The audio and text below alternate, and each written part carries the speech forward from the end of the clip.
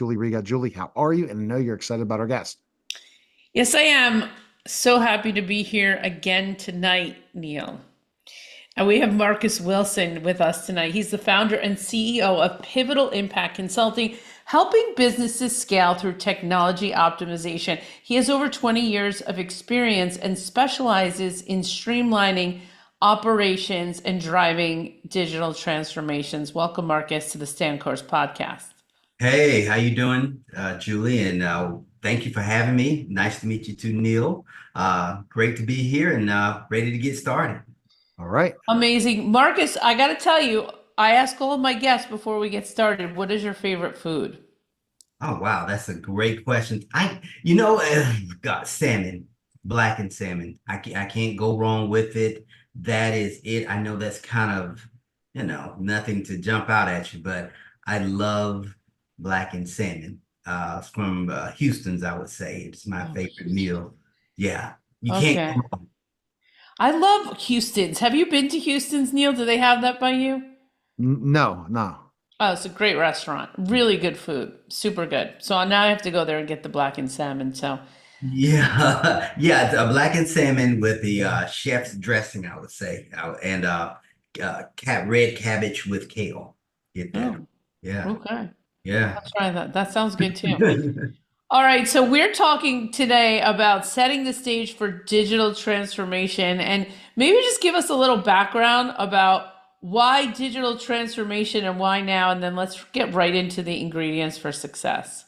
Yeah, well, the biggest thing is that, technology has taken over so much of what we do today, daily, even in our personal lives as well as corporate or business and career. So the biggest challenge now is because technology changes, business changes. Because technology changed so fast, business has to be more agility, has to have more business agility in order to adopt change, but also being able to get value out to customers fast. So the biggest thing here is getting the mindset in corporations and people together in order to be able to adopt the change, adopt the technology, and be able to take advantage of the opportunities that are out there with this change.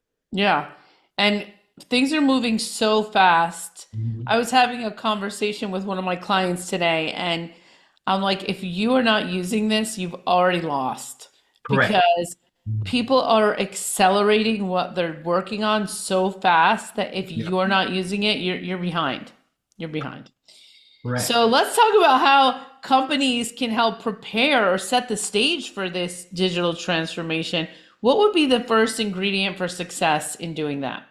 Well, I have a whole framework I go by. It's called Harmonize the Mix. It's orchestrating the balance between people, process, and technology, much like crafting a hit song where all the components come together in perfect rhythm. Mm, And the first step in that is creating a winning, nurturing environment. That is the biggest thing. And that's probably the most critical piece of it all. Because I don't care how much technology you have, how good it is, if you don't have the environment in order for the people to flourish, learn, adopt, change, grow, the technology is not going to be worth anything to you because they're not going to leverage it. They're only going to do what they know how to do. So it's all about building connections, communications, and commitment. And when you create that winning environment, those are the three ingredients for it.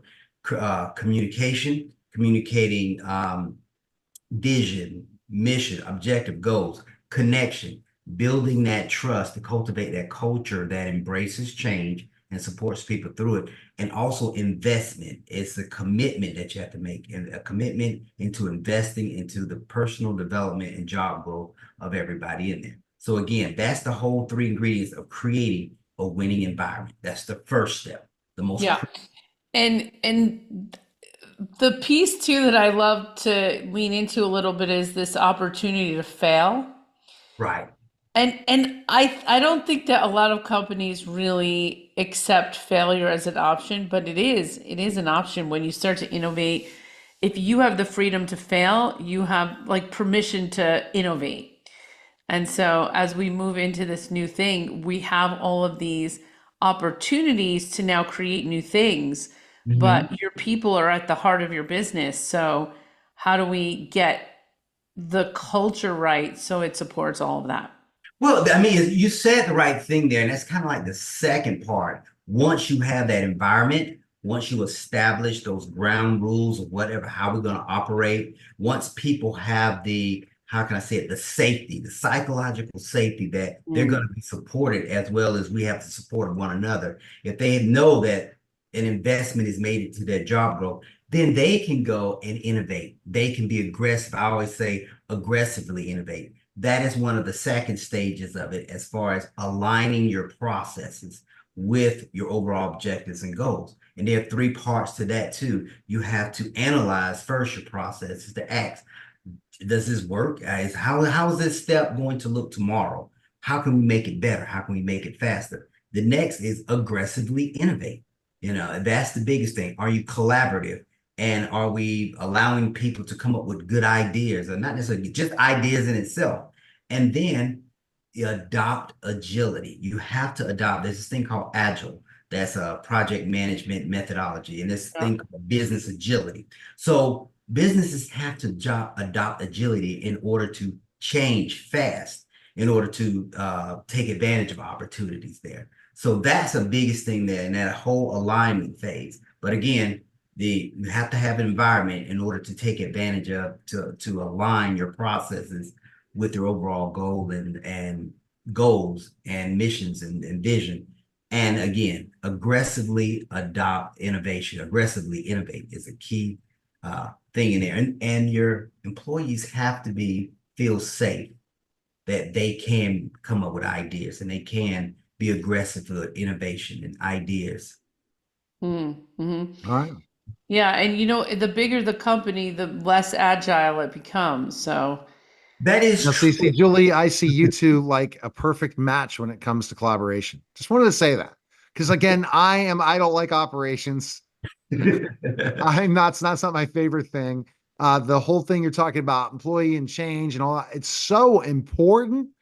Yeah, it's something I don't want to think of.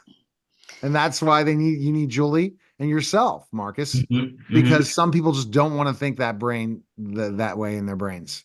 Yeah, With and the yeah, no, go ahead. I'm sorry, Neil. Go no, ahead. you go. No, and you hit on it right there. You said probably one of the biggest things, the biggest mindsets that has to change in corporate life, especially in big company. It is hard to turn that ship. You're not turning an actual Honda making a left turn. You're actually having to go down and when you're making change, it's not like making a left turn at a corner. You're like saying we're in 90 degrees, the 20 degrees longitude, latitude, whatever those coordinates are, you're going to be making a big turn or whatever. And mm, everything has to be in place, especially in big companies. The mindset, the plan, the communication, everything has to be in place to make that big change. absolutely. Yeah. And the more people, the harder the change and the harder Well, uh, you're right. The more people, the harder to change. But if everybody has bought into the vision, and if everybody has bought into the mission, and if everybody has, how can I say it? If everything that you're doing aligns with that, yeah, again, it has to align with what you said you're gonna do, and they bought into it, then it should it's not saying it's gonna be easy, but they'll be willing to it as long as there's a cherry at the end now. Therefore, I have to put that in there. A cherry at the end for them. What is this going to do for me as an yeah, individual? And you yeah, have to be able to set them up for success in order to, how can I say it, adopt this new career or skill that they're gonna have when this yeah. change is made. Has to be something for them. It can't be for the company itself. Well, Just and part of it is making their jobs easier at this point. yes. I Right. mean, the amount of time that you save by leveraging the AI technology is really incredible. Oh, It's it's it's ridiculously crazy. it's And it's more and ridiculous. more. And And it it's improves every day. Yeah. And they're writing better than copywriters. And then you're putting things together and you can get things done so quickly. And you're like, okay, what's the purpose of having that other employee? That's why employees beware. I'm telling you this yeah, right now. Right. I can go leaner way leaner. And in 2 years, I can go even leaner. No Yeah. one can't replace me as a presenter because of where I am in position. But AI is going to replace other podcasters with bots, and they're going to ask the questions and the other person's going to answer them, and they're going to look really cool and real. Neil, that's You better build your brand. You better get out there because AI is going to replace you. Neil, that's scary. Yeah, but you're right. You're absolutely correct in that sense and whatnot. But right now, I mean, it's coming. But gosh, I really feel that in actuality, I feel that the things that humans can do now, like say for instance, some of the tools or skills of communication, playing an instrument, uh, Oh yeah, it's going to be those cooking. unbelievable skill sets. Yeah. Once you get the, I think those are going to be, I think at some time down the road, those are going to be looked upon as wow, because AI is doing so much technically of what we're doing in day-to-day life of being analytical and whatnot. Those skills are going to come, those people are going to be, how can I say, a high commodity. That's Somebody true. sing, I'm already seeing it with musicians, Julie. You wouldn't believe this. Musicians are getting booked solid for live events everywhere. It's Mhm. even if you're a smaller band, you're getting making money now. Oh, wow. So that industry, because of after COVID, the big push, that's why the live event industry has flourished more, and the networking event industry has flourished after COVID. In person, back to meetings again. Things have gone back because we just go in a cycle. So we Right, constantly have to evolve, but yet also circle back. right.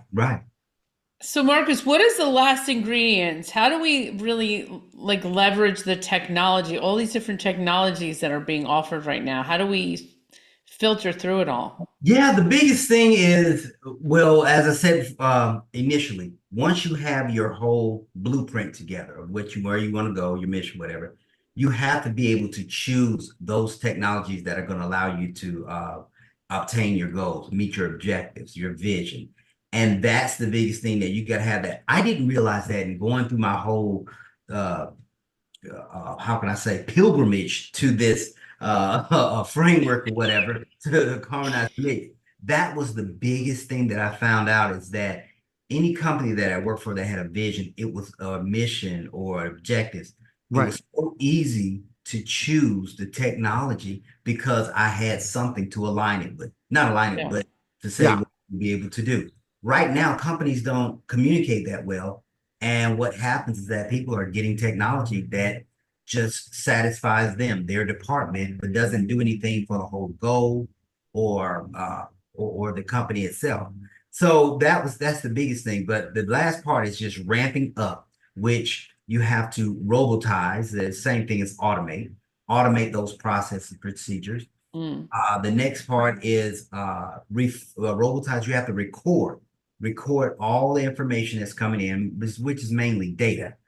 And the last part of that is refine. Be willing to refine your information, refine your processes and Right. stuff, technology as you continue. Once you do that, you're going to be able to get insights. The technology is going to give you insights on how well you're doing, how well your processes are going, how well your bottom line is. And you'll be able to take those insights and make the necessary adjustments. The people will be able to take that insights and make Right. it their process. And that's the difference now is that people who are analytical, analyzing things, that's AI will do that. You'll Yeah, take all the data, throw it out there that would take months to go ahead and analyze. It'll take 2 seconds. And you say, okay, we have the plan. Let's go. Now it's for people skills. It's the ability for people to become better communicators, better out of the box yeah. thinkers. These areas have to develop, and it goes back to school. I'm going to go Mhm. back to my days as a teacher. Kids need to analytically think. I'm going to not say anything about my team, but ultimately I will think out of the box. They're wanting the direction. Now Mhm. with AI and all these different things, you got to become an out of the box thinker or you're going to be replaced. Yeah, that's That's the bottom line. You have to come and think of something different than everyone else is saying, something that's going to solve a solution to a problem. If you don't have that, so like you go to an employee, it says, okay, you're managing this group of people.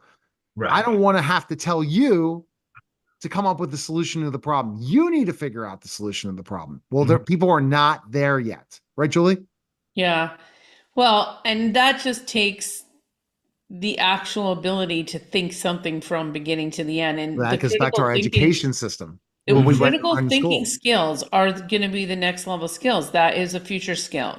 Okay. Presentation skills, Mhm. presenting, using data, storytelling using data. These are the next level skills. And this is what's going to set you apart from everyone else. So if you're out there listening right now, go take some courses, Oh, get they're not. into They're some not. They're groups. not going to do it.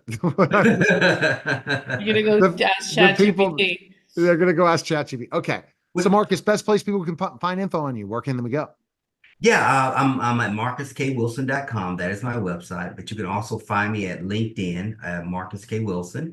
You can also find me on my Pivotal Impact LLC, Pivotal Impact LLC. That's my website for my company, whatever. You can get me at those, definitely those places. LinkedIn, I am always there, always looking out.